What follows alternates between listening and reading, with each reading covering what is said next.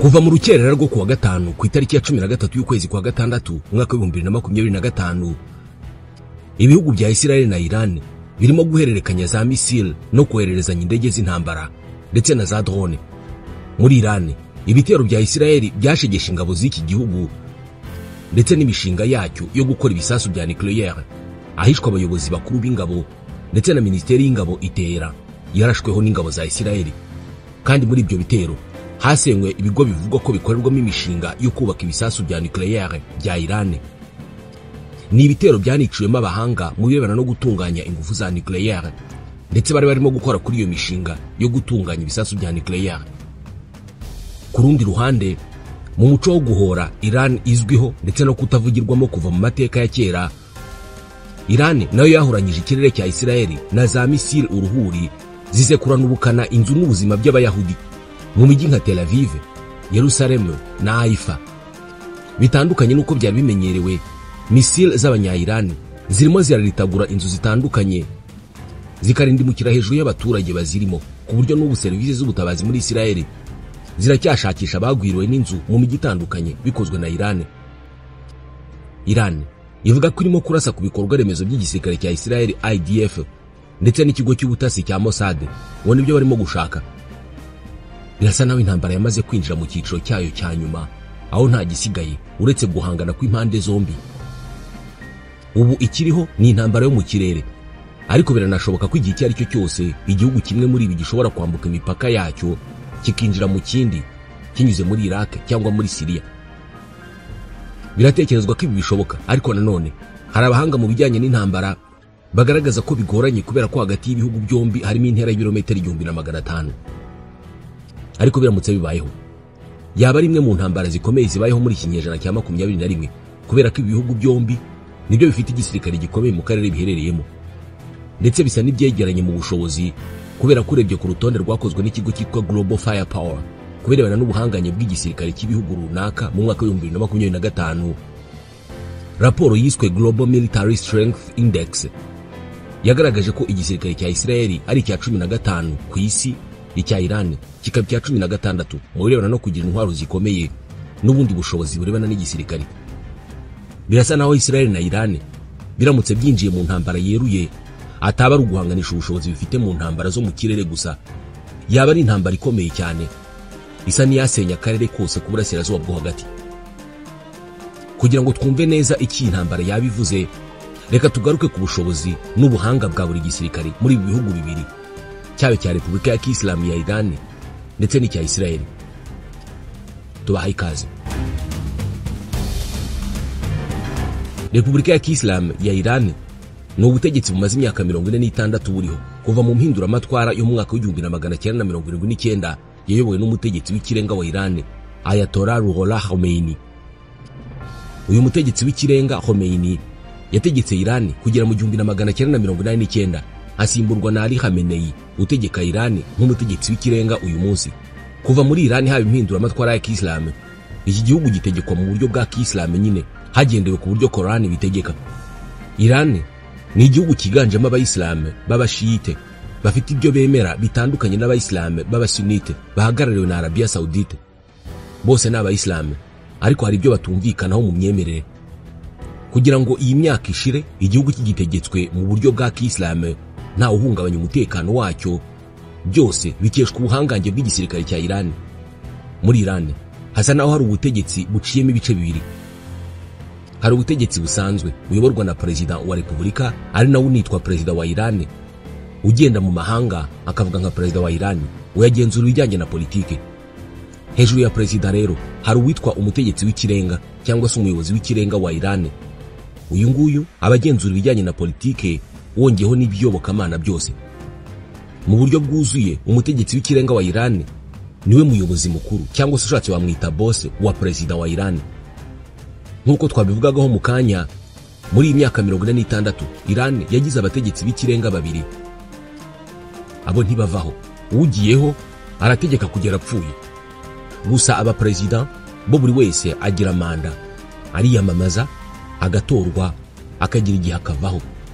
Muri iyi myaka 46 Iran imaze gutegekwa n'abaperezida 8. Abamamaye muri bo barimo nka Hassan Rouhani Mahmoud Ahmadinejad, Mahmoud Khatami ndetse n'abandi batandukanye. Ubu uri ku butegetsi muri manda y'imyaka 4 ni Masoud Pezeshkian wasimbuye Ibrahim Raisi waguye mu mpanuka y'indege mu kwa gatanu mu 2024. N'umutegetsi w'ikirenga uyoboye Iran ubu ngubu Ali Khamenei yabaye president wa gatatu wa Iran kuva mu 1981 kugera mu 1989. Byavuga ko uwari president wa Iran Ibrahim Raisi ari bo bari kuzasimbura Ali Khamenei kukuba umuyobozi w'ikirenga wa Iran. Uko ubutegetsi bumeze ni nako mu gisirikare bimeze muri Iran. Igisirikare cya Iran cyitwa nyine igisirikare cya Iran, Iranian Armed Forces. Ariko ubundi mu mazina yose ni igisirikare cya Repubulika ya Kiislamu ya Iran, Islamic Republic of Iran Armed Forces. Muri iki gisirikare habamo ibice bibiri, birimo igice cya mbere cy'igisirikare gisanzwe gifite inshingano zo kurinda ubusugire bw'igihugu cya Iran n'inkiko zayo nk'uko bimeze ahandi hose ku isi. Gusa hari ikindi gice cy'igisirikare cyihariye kirinda impinduramatwara ya Kiislamu, Islamic Revolutionary Guard Corps cyangwa IRGC. Izi ngabo zikagenzurwa n'umutegetsi w'ikirenga wa Iran. Ibi bice byombi by'igisirikare nibyo birema igisirikare cya Iran. Nicyo gisirikare kinini mu burasirazuba bwo hagati. Mu buryo bw'imibare, igisirikare cya Iran gifite abasirikari 610 bahora mu kazi ka gisirikare bakora buri munsi nk'abasirikari nyine.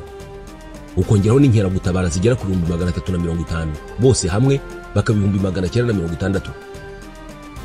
Cya gice cya mbere cy'igisirikare cya Iran kwavugagaho mu kanya kirinda impinduramatwara ya Kiislamu, Islamic Revolutionary Guard Corps cyangwa IRGC, kirimo ibyiciro bitatu.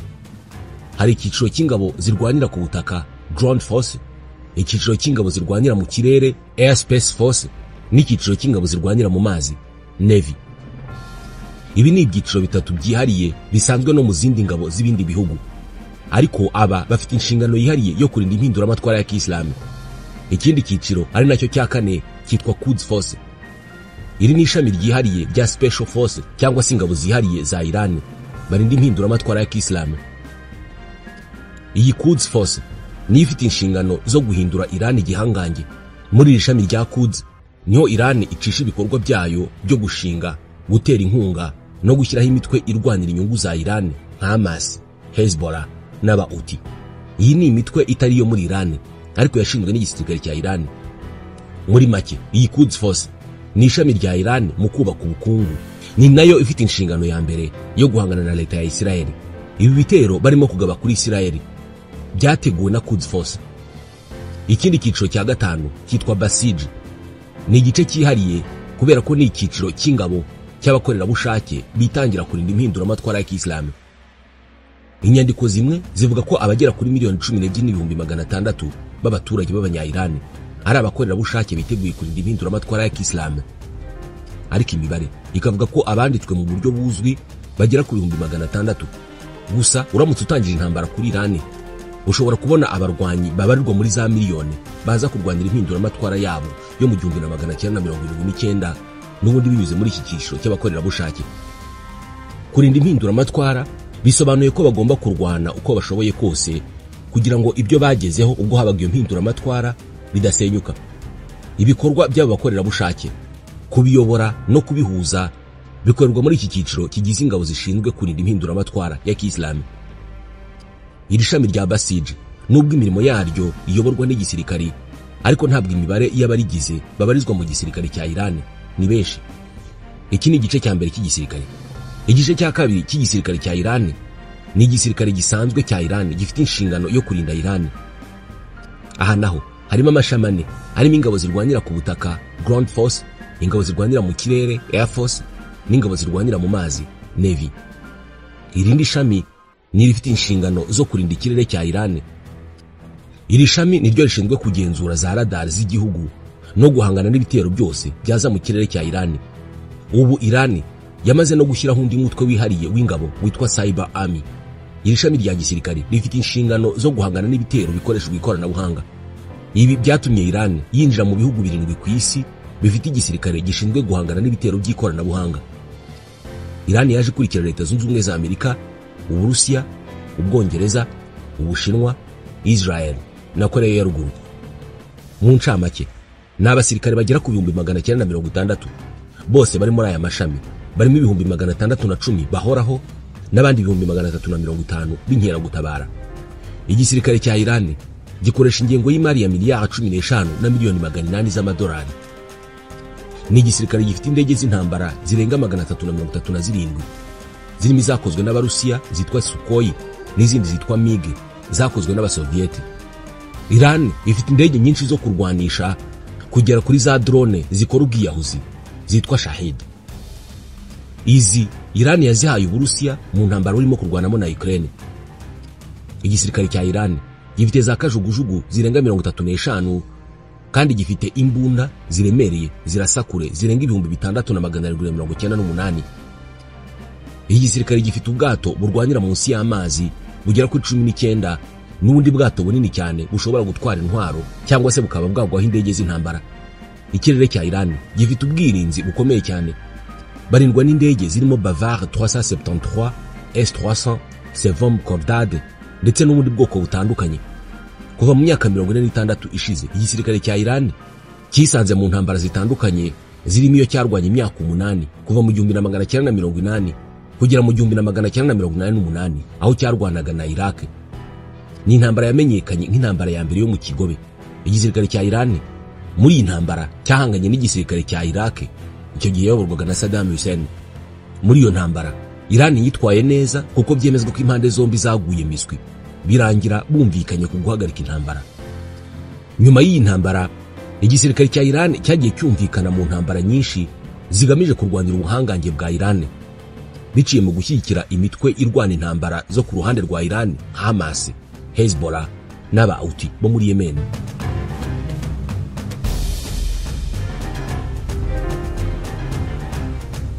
Ku rundi ruhande igisirikare cya Isiraheli cyashinzwe ku buyobozi bwa David Ben Gurion hari ku itariki ya 26 y'ukwa gatanu mu 1948. Hari mu gihe cy'intambara yiswe ya mbere ya Isiraheli n'Abarabu, banayita intambara y'ubwigenge ya Isiraheli. Hari hashize iminsi 12 leta ya Isiraheli ishinzwe. Uyu Ben Gurion niwe wasomye inyandiko ishyiraho leta ya Isiraheli ku wa gatanu ku itariki ya 14 y'ukwa gatanu mu 1948. Ku isaa 6 z'ijoro kuri uwo munsi ku itariki ya 14 zishyiriye 15 ibihugu by'Abarabu birimo Misiri, Syria, Iraq, Libani, Jordani n'imitwe y'abarwanyi y'Abarabu b'Abanyapalestine bafashijwe n'ibindi bihugu by'Abarabu batangije intambara kuri Isiraheli. Iyi ntambara yatangijwe hashize amasaha atageze ku 10 leta ya Isiraheli ishinzwe. Yari leta itarakomera, uretse no gukomera yasaga naho itari yakabaho uretse mu nyandiko gusa. Uyu mugabo David Ben Gurion yahise akoranya abasore bari mu mitwe yari yarashinzwe igamije kurengera Abayahudi babaga mu burasirazuba bwo hagati mu bihe bya mbere yuko bashinga leta yabo maze bajya guhangana n'Abarabu. Umutwe wari ukomeye muri iyo yose n'uwitwaga Hagana. Urebye ni nawo wahinduye igisirikare, ariko abari bawugize bongewemo indi mitwe irimo Irgun na Lei. Iyi mitwe niyo David Ben Gurion yahuje, anayongeramo bamwe mu Bayahudi bari bararwanye mu ntambara ya kabiri y'isi mu bihugu bitandukanye birimo Ubwongereza, Ubufaransa, Leta Zunze Ubumwe za Amerika no mu bindi bihugu, ayivanamo igisirikare cya Isiraheli. Iki gisirikare cyashinzwe muri iyi ntambara yo guhangana n'Abarabu birangira kinayitsinze.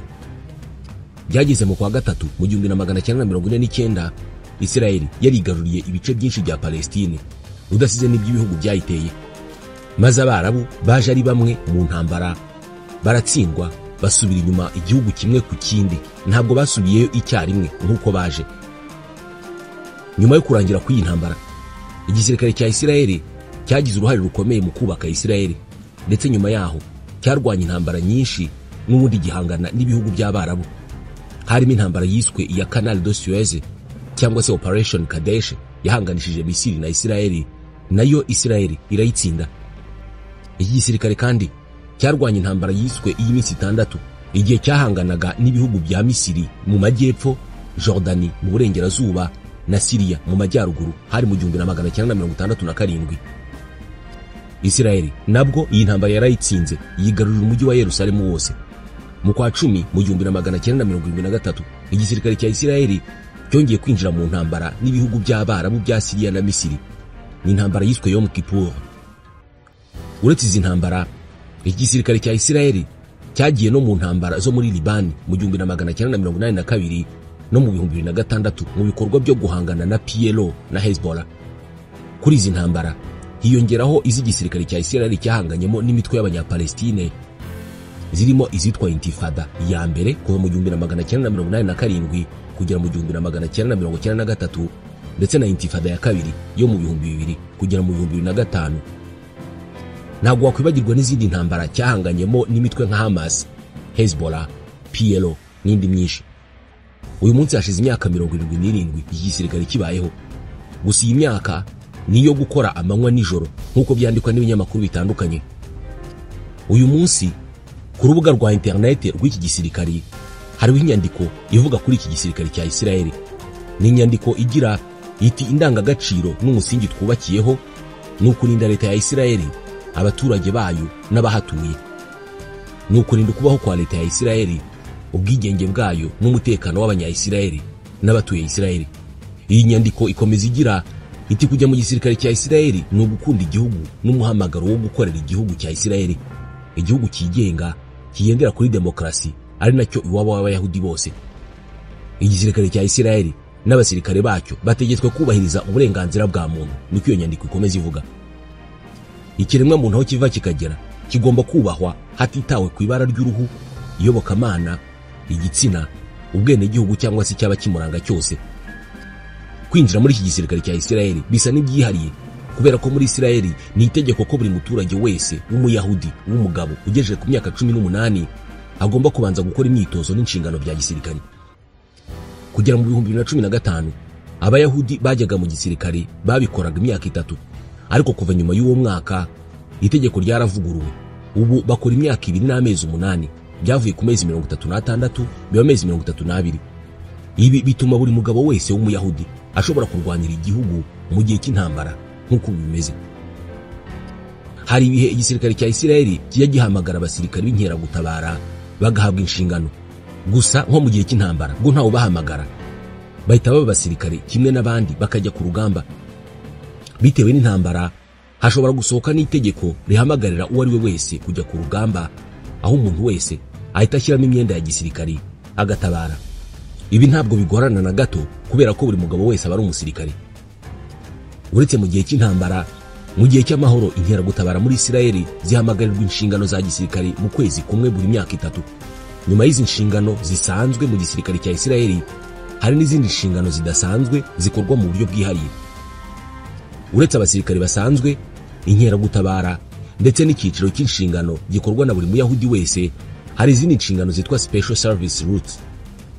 Zirimo icyiciro cy'abitwa shohel, akenshi kiba kigizwe n'abahanga mu bijyanye n'ubumenyi n'ikoranabuhanga nk'ubwubatsi ndetse n'ibya mudasobwa. Isirayeli ni kimwe mu bihugu bivugwa ko gifite abanzi benshi, ari nayo mpamvu byemezwa ko ikoranabuhanga ryo mu ntambara bariteje imbere cyane ku rugero buri wese abona. Isirayeli inashora amafaranga menshi cyane mu gisirikare. Buri mwaka iki gisirikare gikoresha ingengo y'imari ya miliyari 27 na miliyoni 500 z'amadolari. Mu bikoresho igisirikare cya Isirayeli gifite hari biva hanze, hari n'ibyo bikorera ubwabo. Igisirikare kirwanira mu kirere cya Isirayeli gifite indege zigezweho zirimo F-16I, F-35I na F-15 Eagle, zose zikorwa na Leta Zunze Ubumwe za Amerika. Bafite n'indege z'intambara zirenga 340. Bafite za helicopter cyangwa kajugujugu 46. Igisirikare kirwanira ku butaka gifite intwaro zikomeye zirimo ibimodoka by'intambara bya Merkava ndetse n'ibindi bimodoka by'intambara bise ibirura bya Israel.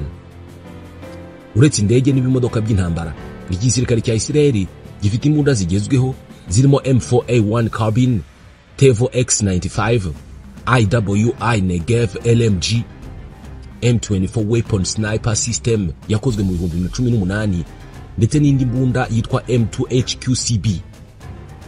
Igisirikare cyo ku butaka cya Isirayeli cyo gifite za misile zikomeye cyane, zimwe zikubitaho zirashwe ikiraho cyose gihumeka kikavaho. Zirimo Intercontinental Ballistic Missile zishobora kurasa mu birometero 11,500. Izi ni za misile zigezweho zishobora kwambukiranya imigabane. Usibye ibi, Isirayeli iri mu bihugu 9 byonyine ku isi bitunze ibisasu bya kirimbuzi guhera mu myaka y'1960. irabarirwa imitwe iri hagati y'ijana na 400 y'ibisasu bya nucleaire. Igisirikare kirwanira mu mazi cya Isirayeli cyo gifite ibikoresho byinshi biri mu bwato bw'intambara bugezweho nka SAR 5 class corvette ndetse na za missile zirasirwa mu nyanja. Ku rundi ruhande, uretse ibyo, Isirayeli ifite n'ubwirinzi bukomeye. Ifite ikoranabuhanga rikomeye ririmo Iron Dome. Iri ni rya koranabuhanga risenya ibisasu biraswa kuri Isirayeli, byaba ibya hafi n'ibya kure, bigashwanyagurika bitaragera ku butaka. Mu gihe cy'intambara, iri koranabuhanga riba ryarateguwe ku buryo rishwanyaguza ibisasu ibyo ari byo byose biza byerekeza kuri Isirayeli. Ibi bishwanyuka bikiri mu nzira.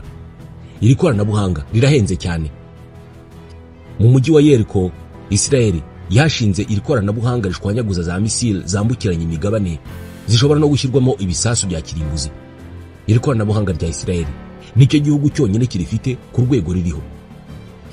Uretse ibi ngibi, Isirayeli ifite inganda nyinshi zikora intwaro ku buryo uyu munsi ari kimwe mu bihugu bigurisha drone nyinshi ku isi. Inganda n'ikoranabuhanga rikomeye bituma uyu munsi Isirayeli iba kimwe mu bihugu bifite ubushobozi bwo kohereza ibyogajuru mu kirere, binagira Isirayeli igihangange mu bijyanye n'itumanaho mu gisirikare. Igisirikare cya Isirayeli gifite ubushobozi bwo kurwana intambara iyo ari yo yose ku isi uko yabisa kose, igihe yazira icyo ari cyo cyose, guhera ku ibisasu bya kirimbuzi kugera ku y'amabuye. Mu gisirikare cya Isirayeli bafite imitwe kabuhariwe Special Force ikora ibikorwa bidasanzwe. Uzwi cyane n'uwitwa Sayeret Matkar, wakoze ibikorwa byinshi bya gisirikare birimo Operation Entebbe yo kubohoza abayahudi barenga 100 bari bashimuswe n'abarwanyi b'abanyapalestine. Kandi igisirikare cya Isirayeli gikora inshingano zacyo ku bufasha bw'amakuru menshi gihabwa n'urwego rw'ubutasi rwa Isirayeli rwitwa Mossad.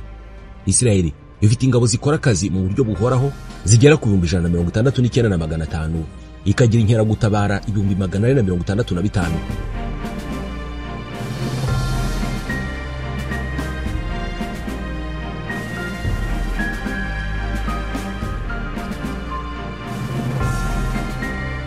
Mu ncamake, ibisirikare by'ibihugu byombi, no kuvuga Iran na Isirayeli, birakomeye kubera ko zifite za drone zikomeye, zikagira n'ibindi bikoresho byo mu ntambara, ari nacyo gikomeza iyi ntambara yamaze gutangira. Ibimodoka by'intambara ku mpande zombi ni byinshi. Ibi bihugu bikagira za missile zambukiranya imigabane zihuta ku muvuduko urenze w'ijwi, kandi inzego za gisirikare z'ibi bihugu zikora imyitozo ihambaye. Isirayeli na Iran nta numwe wigeze ahuga, ahubwo buri gihugu cyubatse igisirikare cyacyo kibizi neza nk'ikirimo kwitegura ikindi ngo birwane.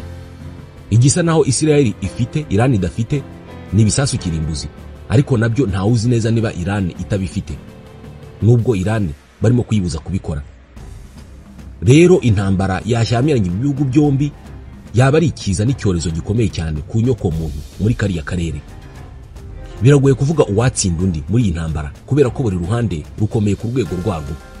Gusa bitekezwa ko ibihugu byombi byisanze mu ntambara yeruye ishobora kuba imbarutso y'intambara ya gatatu y'isi, kubera ko mu gihe Isirayeli na Iran byakwinjira mu ntambara yaguye, Leta Zunze Ubumwe za Amerika n'inshuti zazo z'ibihugu 32 biri mu muryango wa OTAN n'umuryango umwe bw'Uburayi bashobora kuba bahita binjira muri iyi ntambara ku ruhande rwa Isirayeli.